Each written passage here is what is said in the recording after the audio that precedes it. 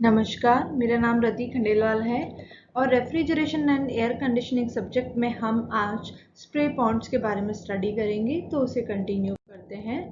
Spray pond जो है cooling system, वो भी जनरली कंडेंसर वाटर को कूल करने के लिए यूज़ में किया जाता है। इसमें क्या किया जाता है कि आपका जो वाटर है, कंडेंसर हॉट वाटर है, उसको नोज़ल के थ्रू स्प्रे किया जाता है और जिस पॉन्ड में स्प्रे किया जाता है, जहाँ रिटर्न नोज़ल से रिटर्न वाटर कलेक्ट होता है, उसे हम स्प्रे पॉन्ड कहते हैं। तो नोजल्स के थ्रू जब इसको स्प्रे किया जाता है तो वाटर जो है वो काफ़ी छोटे छोटे ड्रॉपलेट्स में फॉर्म हो जाता है और उसकी वजह से उसका सरफेस एरिया जो है वो काफ़ी इंक्रीज हो जाता है।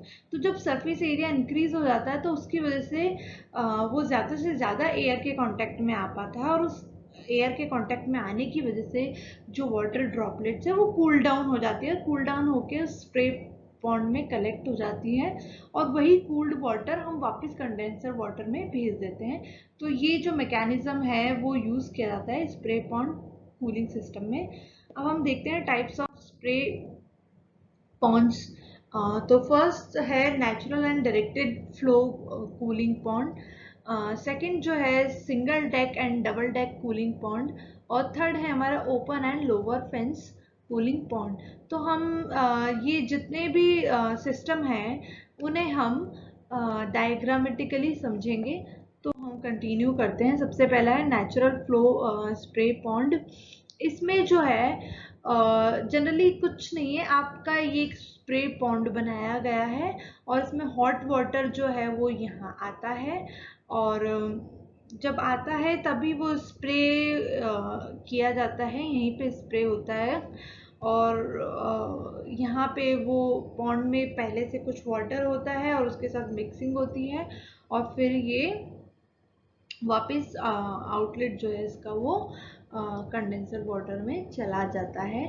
तो ये पॉन्ड जो होता है वो जनरली ओपन रहता है, तो एयर के साथ साथ भी कांटेक्ट रहता है, तो उसकी वजह से भी कूल डाउन होता है। तो ये नेचुरल फ्लो स्प्रे पॉन्ड है। इसके बाद हम देखते हैं डायरेक्टेड फ्लो स्प्रे पॉन्ड है, जिसमें जो डायरेक्शन दी जाती है वाटर को।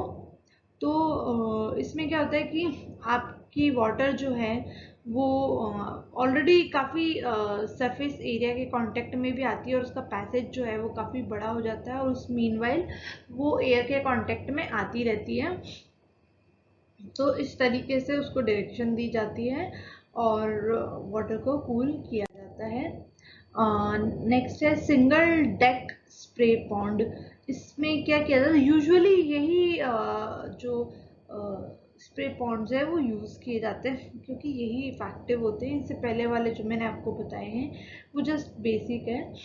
तो सिंगल डेक स्प्रे पॉन्ड में क्या होता है कि ये जो आपका हॉट वाटर है ये नोजल्स के थ्रू स्प्रे किया जा रहा है और जब ये स्प्रे होके नीचे सम्प में कलेक्ट होता है तब तक ये ठंडा हो जाता है, क्योंकि काफ़ी छोटे छोटे ड्रॉपलेट्स होते हैं पानी के और वो एयर के कांटेक्ट में आके कूल डाउन हो जाते हैं, वो नीचे कलेक्ट हो जाता है और यहाँ से जो ठंडा पानी है वो वापस कंडेंसर में भेज दिया जाता है। तो ये जो बेसिक मैकेनिज्म जो एज पर द डेफिनेशन है, आप इस डायग्राम को ड्रॉ करके बता सकते हैं कि ये सिंगल डेक स्प्रे पॉन्ड है और किस तरीके से ये कूलिंग करता है ये मैं आपको समझा चुकी हूँ। अच्छा, इसे सिंगल डेक क्यों कहा गया है कि इसमें जो नोजल होती है सारी की सारी वो एक ही साइज की होती है और एक ही हाइट पे एक जो डेक फॉर्मेशन करती है, एक ही हाइट पे ये स्प्रे करती है। तो एक ही टाइप की नोजल इवनली डिस्ट्रीब्यूट करके लगाई जाती है, सेम डिस्टेंस इनके बीच में रहती है। तो इस जो अरेंजमेंट होता है इसे कहते हैं single deck spray pond. Double deck spray pond भी होता है। डबल डेक में ये होता है कि आपकी अलग एक जो यूजुअल नोजल होती है उससे अलग नोजल लगाई जाती है अलग साइज की, पर जो दूसरी जो नोजल लगाई जाती है उन सब में सिमिलैरिटी रहती है। उनका वापस वही पैटर्न रहता है कि उनके बीच का इवनली स्पेस्ड होती हैं वो और सेम हाइटेड रहती है। तो दो डेक्स क्रिएट किए जा रही है, एक डेक हाइटेड है और दूसरी उससे कम हाइटेड है। तो ऐसे नोजल्स की, जो स्प्रे नोजल्स की दो डेक क्रिएट की जाती है। तो उस स्प्रे पॉन्ड को हम कहते हैं डबल डेक स्प्रे पॉन्ड।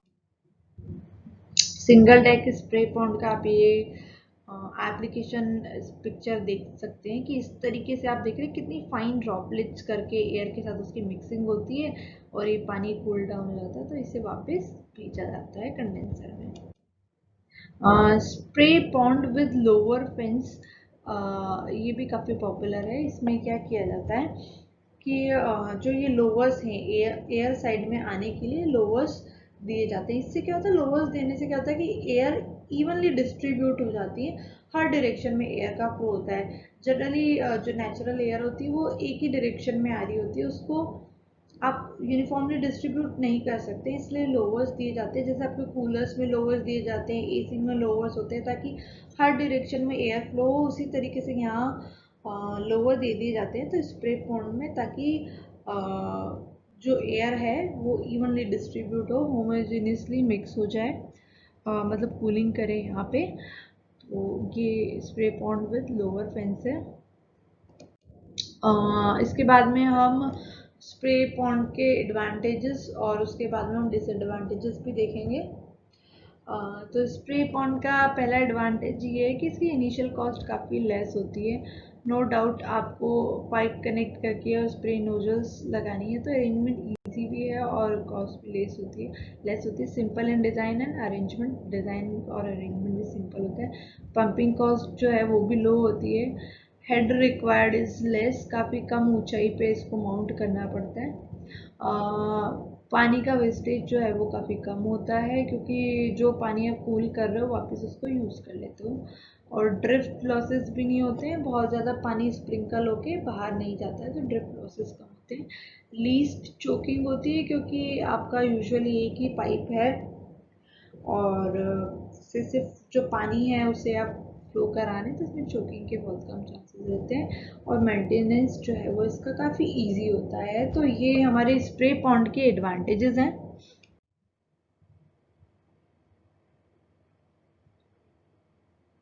तो सारे डिसएडवांटेजेस जो हैं वो हमने डिस्कस कर लिए हैं। तो आई होप आपको अच्छे से क्लियर हो गया होगा स्प्रे पॉन्ड की किस टाइप के स्प्रे पॉन्ड्स होते हैं।